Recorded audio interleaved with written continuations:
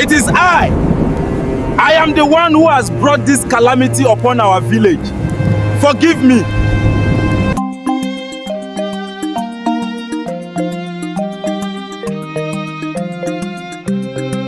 The night was silent, the kind of silence that made even the crickets pause as though they were listening for something. The moon shone brightly over Umuozala, a small Igbo village surrounded by tall palm trees and the whispering rhythm of the great river Idemmili. In the distance, the drums from the festival had long died down, leaving only the faint scents of roasted yam and palm oil that still hung in the air. But in one little mud hut at the edge of the village, a cry echoed, not the cry of a baby, but the muffled sob of a teenage girl whose heart had been broken beyond repair. It was the cry of Oloma, a 16-year-old orphan, though no one in the village could hear her. Even if they had, many would have looked away, whispering. She's an orphan, her tears are her portion. But Oloma's silent cry was no ordinary cry. It carried a weight, a story of betrayal, of trust broken, and of injustice that would shake the foundations of the village. Oloma had lost her parents when she was only 10 years old. Her father, Obiozo, had been a brave palm wine tapper who fell from a tall palm tree one early morning. Her mother, Olamma, followed shortly after, struck by a mysterious fever that no herbs could cure. From that day, Oloma's life became a thirst of survival. She lived with her father's younger brother, Uncle Ikenna, a man respected in the community as a trader of kola nuts and a member of the Elders' Council. To the villagers, Uncle Ikenna was generous and kind. To Oloma, however, he was a different man, cold, cunning, and often cruel when no one was watching. Her daily life was filled with endless chores, fetching water from the river at dawn, sweeping the compound, cooking for Ikenna's family, and selling kola nuts in the market. Still, Oloma never complained. She wore her mother's memory like a cloak, and her father's proverbs like an armor. Her favorite was one her father used to say, "When the moon hides, the stars will guide its traveler." She whispered it to herself each night when loneliness wrapped around her like a snake. The moon festival was fast approaching, a time when the entire village celebrated Annie, the goddess of the earth, and Idemmili, the river goddess who protected them. Drums would beat, maidens would dance in colorful wrappers, and the masquerade would emerge to chase children and thrill adults. Oloma secretly longed to join the maidens in the moon dance, her feet moving freely to the talking drums, her laughter mingling with others her age, but Uncle Ikenna always reminded her, "You are just an orphan. Do not go and disgrace me for the council by dancing like you belong." Still, when she fetched water at the river, she would dance barefoot on the sand, humming festival songs to herself, her shadow, her only audience. Among all the people in the village, there was one person Oloma trusted deeply, Mama Nkechi, an elderly widow who sold palm wine beside her in the market. Mama Nkechi was a poor woman but kind. Her wrinkled faces always carries a smile for Oloma. "Oloma," she would say, "your eyes carry too much pain for a child. But listen, no matter how long the night, the sun must rise. Do not let sorrow steal your laughter." Mama Nkechi became the mother Oloma no longer had, giving her roasted granules when she had none and telling her old folk tales about telling tortoise and stubborn goats. But even Mama Nkechi could not protect her from the storm that was coming. It was the night of the moon festival. Oloma had been ordered to stay home while Uncle Ikenna and his family went to the village square. She obeyed. Sitting quietly by the fire, suddenly Ikenna returned home alone. His face was dark, his breath heavy with palm wine. He looked at Oloma in a way he had never done before. "Oloma," he said, "you are now a woman. Your beauty shines like your mother's did. Do you know what men do to women like you?" Fear gripped her chest as as his words twisted into actions she could not stop. Her cries were muffled by the night, her tears hidden by the shadows. When it was over, Ikenna threatened her. "If you dare speak, no one will believe you. You are just an orphan. Your words carry no weight." That night, Oloma's silent cry shook the gods. The next morning, Oloma did the unthinkable. She gathered her courage and went to the council of elders. Her body trembled as she knelt before them, telling them what Ikenna had done. Gasps filled the air, but soon whispers began. Elder Obidike, Ikenna's closest ally, spoke.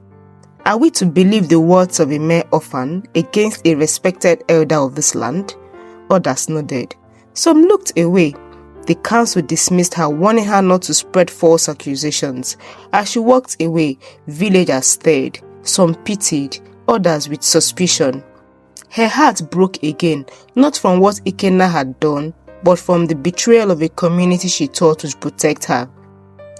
Broken and alone, Oloma wandered to the riverbank. She knelt by the water, her reflection trembling in the waves. "River goddess, do you see me? Do you hear my cry?" she whispered. The water rippled as if she's answering. That night, she dreamed of a woman dressed in flowing blue, with eyes like the depths of the river. The woman touched her forehead and said, "Child, may the ancient waters bless and protect you, little one. Your cry had reached me. Do not lose hope. Justice may delay, but it cannot be buried." When Oloma woke up, she felt a spark of strength. Something within her had changed. Days passed after the council dismissed her. Oloma felt the eyes of the village burning into her whenever she went. Children whispered, women shook their heads, and men muttered, "Orphans always bring trouble."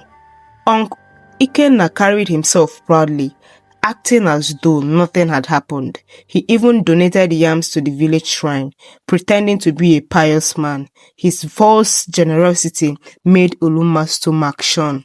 Yet, each night, Oloma returned to the riverbank. She poured her tears into the water, whispering her pains to the goddess. And each time, the ripples seemed to respond, as though someone was listening. One evening, as she left the market, an old man she had never seen before approached her. Her clothes were ragged, but his eyes shone with strange wisdom. "Oloma," he said softly, "do not think your cry had gone unheard.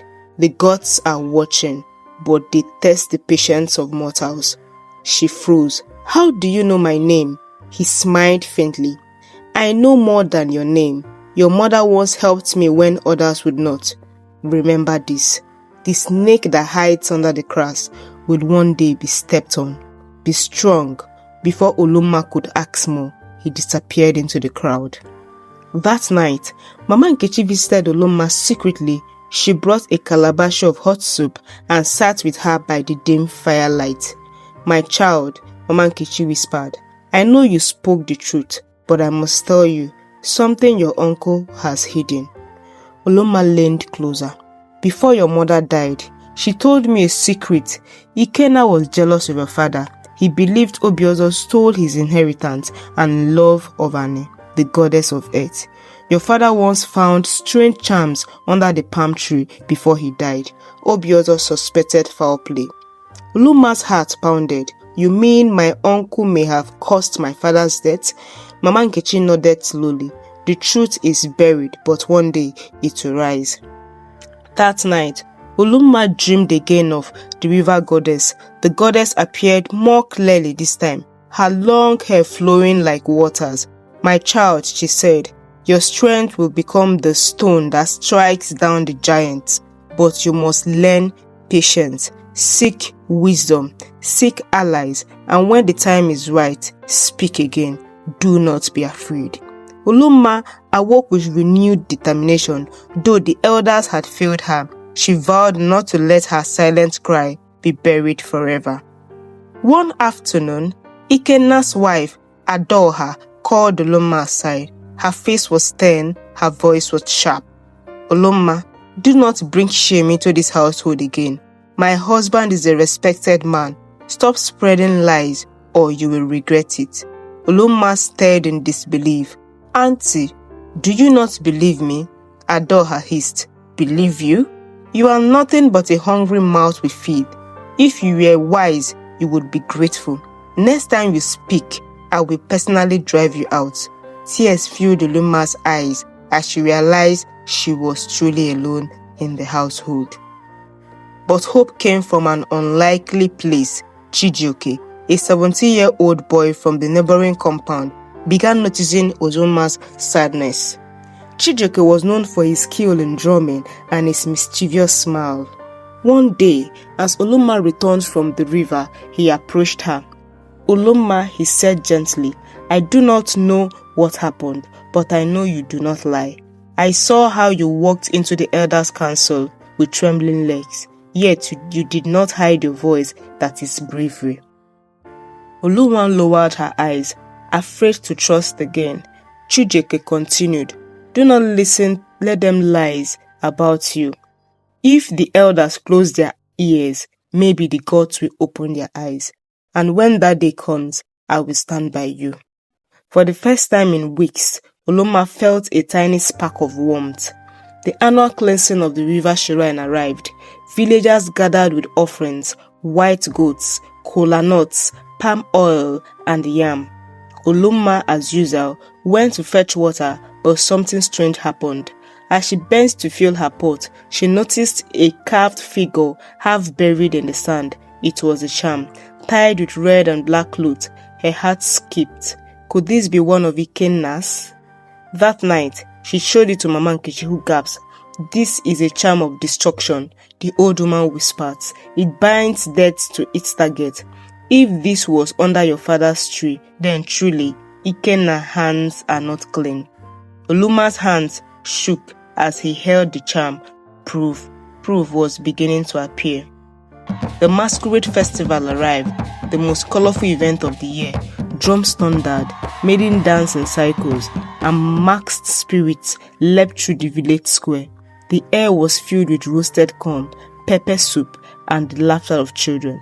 Olumma stood quietly at the edge, wishing to join, but weary of stairs. Suddenly, one masquerade stopped in front of her. Its marks was painted, while the red streaks, and its voice echoed strangely.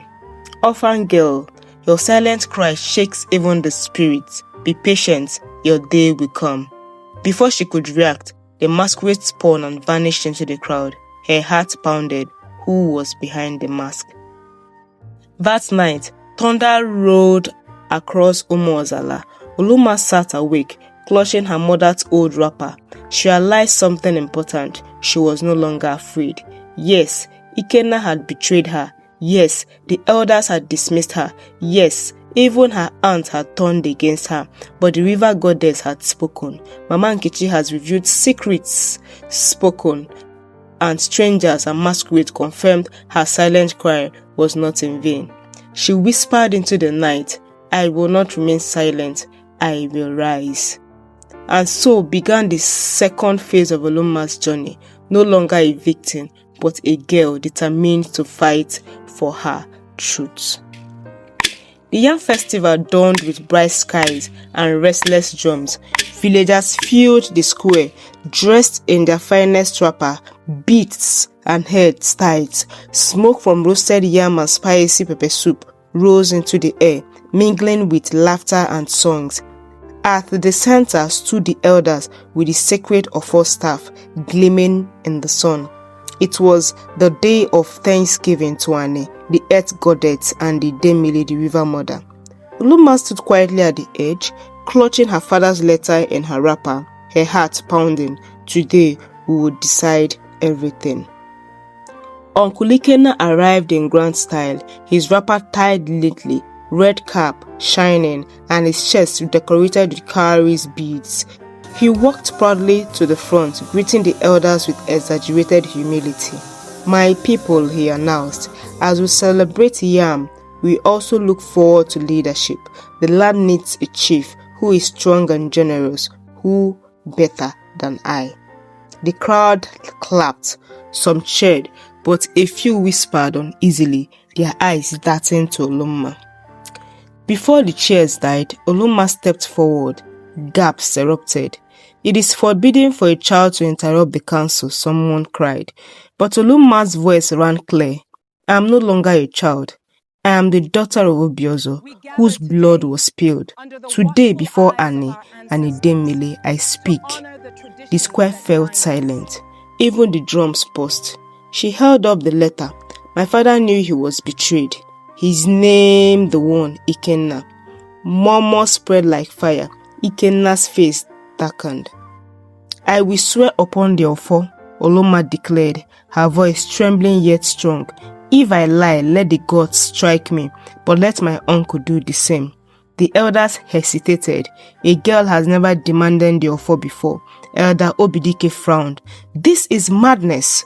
But the oldest elder, Nwokolo, raised his hands. "Silence. The Ofo belongs to truth, not to men alone. If the girl has courage, let her speak." The crowd roared with approval. Oloma stepped forward, touching the Ofo staff with both hands. "By Ane who holds the earth, and Idemile who carries the waters, I swear. My uncle defiled me and brought shame upon my blood. He killed my father with charms to seize his place. If I lie, let the gods strike me where I stand." Thunder rumbled in the distance, but Oloma stood on him. All eyes turned to Ikenna. Sweat glistened on his forehead. "Swear," Elder Nwokolo commanded. Ikenna laughed nervously. "This is foolishness. She is only an orphan." "Swear," the crowd thundered. With shaking hands, he touched the Ofo. I swear I am innocent." Suddenly, his body convulsed. A scream tore from his throat. He fell to the ground, foaming at his mouth. "It is I! I am the one who has brought this calamity upon our village. Forgive me!" Cries of shock filled the square. Women wailed. Children clung to their mothers. The gods had spoken. As Ikenna returned, the ragged old man stepped into the square. To everyone's astonishment, he removed his clothes, revealing fine scars of royalty. "I am Okafo," he declared, "once exiled by Ikenna's treachery. Obiozo saved my life, and I swore to protect his bloodline. This girl is the rightful heir." Gasps filled the air. The pieces fit together. Ikenna had not only killed his brother, but also conspired to silence anyone who could expose him. Mama Nkechi forward, lifting Oloma's hand. The orphan's cry has become a voice of justice. By evening, Ikenna was dead, his body stiff from the wrath of the gods. His charms were discovered and buried at the shrine. Adorha, his wife, fled with her children in shame. The elders gathered again, this time with humble faces. Elder Nwokolo spoke. "From this day, let it be known, truth has no honor, and even the cry of an orphan reaches the gods. Oloma, you are vindicated." The crowd cheered her name, tears streaming down many faces. Life did not change overnight. Oloma still carried her scars, but she was no longer voiceless. With the support of Mama Nkechi, Chijioke, and the old exile Okafo, she began to heal. She joined the maidens' dance for the first time, her feet moving with strength, her laughter ringing through the night.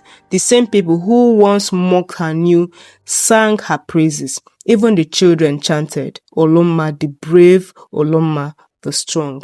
The silent cry had become a song of hope to them. The moral lesson we are going to learn from this story: remember, resilience is not born in comfort, but in suffering. Courage is not the absence of fear, but the decision to rise despite it. Justice may delay, but it cannot be buried nor denied. And above all, every voice matters, even the silent cry of an orphan. Hello, my beautiful besties. Thank you for staying tuned to this really beautiful story. I hope you enjoyed it. Kindly stay tuned.